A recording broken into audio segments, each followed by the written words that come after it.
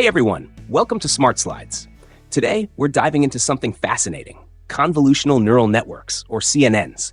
They're the backbone of many AI applications, from facial recognition to self-driving cars. Let's break it down step by step. First things first, what is a CNN? A CNN is a type of artificial neural network designed to process and analyze visual data like images. It's inspired by how the human brain processes visual information. Unlike regular neural networks, CNNs are specifically tailored to recognize patterns, edges, shapes, and even objects in images. Before we understand how CNNs work, let's talk about how computers see. When we look at an image, we see colors and shapes.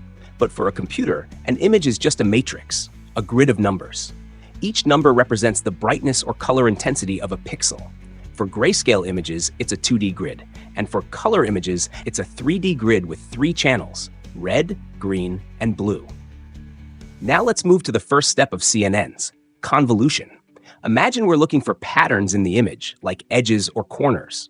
A CNN uses small filters or kernels, which are just smaller grids of numbers, to scan the image.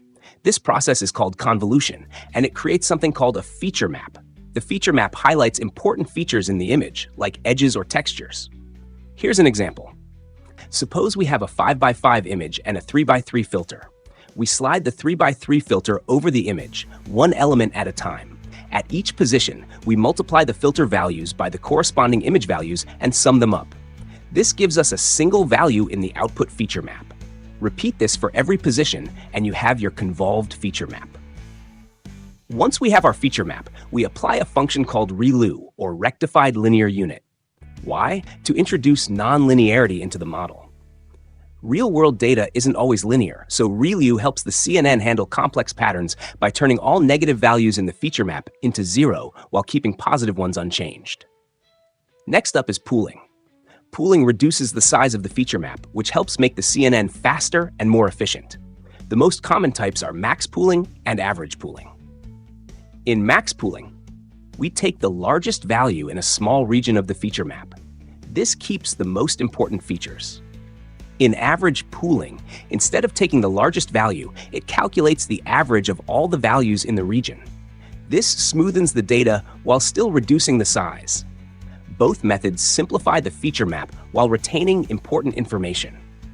Now, after all the convolution and pooling, the CNN flattens the data. The flattened layer takes the reduced feature maps and turns them into a single long vector. This prepares the data for the next step, making predictions. Here's where the magic happens, the fully connected layer. This is a traditional neural network layer where all the neurons are connected to each other. It uses the flattened data to learn patterns and make predictions about what's in the image. Finally, we use the Softmax function. The Softmax function takes the output of the fully connected layer and converts it into probabilities for each class. For example, if we're trying to identify a dog in an image, Softmax will tell us the likelihood that the image is a dog, cat, or something else. It gives us probabilities that add up to 1. For example, the system might say 80% dog, 15% cat, and 5% person. Now that we've covered all the components of a CNN, let's take a look at how everything works together. Input layer. The process starts with the input image, a car in this case. This image is represented as a matrix of pixel values. Feature learning. The convolution layers extract features like edges and shapes from the image. Each convolutional layer is followed by a ReLU activation function to introduce non-linearity. Pooling layers then downsample the feature maps to reduce their size and make the model more efficient while retaining essential information. The first convolutional layer might detect basic edges and corners. After pooling, the next convolutional layers detect more complex patterns, like car tires or windows. Flatten layer.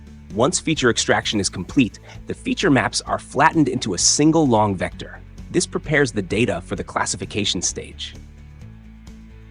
Fully connected layer. The fully connected layers learn patterns from the flattened data and make predictions about the object in the image. Every neuron in these layers is connected to every neuron in the previous layer, allowing the model to combine all the learned features. Softmax function. Finally, the Softmax function produces probabilities for each possible class, in this case, car, truck, van, and bicycle. For this input, the highest probability corresponds to the class car, which is our prediction. This end-to-end process is what allows CNNs to recognize objects and images accurately. It's like teaching the computer to identify and classify objects step by step. And that's how a CNN works. From seeing an image as numbers, to recognizing patterns, pooling features, and predicting what's in the image. If you found this helpful, don't forget to like, share, and subscribe to SmartSlides. See you in the next video.